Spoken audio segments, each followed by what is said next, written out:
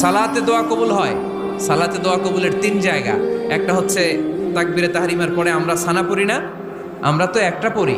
আল্লাহর হাবিব সুন্নাহ এবং নফল নামাজে আরো পড়তেন সানা, ওই দোয়া কবুল হয়। 2 নম্বর জায়গা সালাতে সেজদায় পড়ে দোয়া করলে কবুল হয়।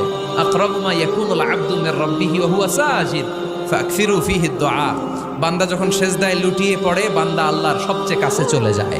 তা কিন্তু বিশ্বনবী বলে সেজদাটা তোমার রবের কুদরতি পায়ের উপরে পড়েছে।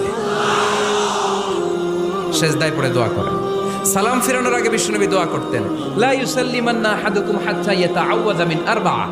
আল্লাহর হাবিব বললেন 4 জিনিস থেকে পানাহ না আছে আমার কোন উম্মত যেন সালাম না ফিরায়। তারা যেন পড়ে আল্লাহুম্মা ইন্নী আউযু বিকা মিন আযাবিল কবর, আউযু বিকা মিন আযাবি জাহান্নাম, আউযু বিকা মিন ফিতনাতিল মাহইয়া ওয়াল মামাত, আউযু বিকা মিন ফিতনাতিল মাসিহিদ দাজ্জাল। আল্লাহ কবরের আযাব থেকে বাঁচাও, আল্লাহ জাহান্নামের আগুন থেকে বাঁচাও, আল্লাহ জীবন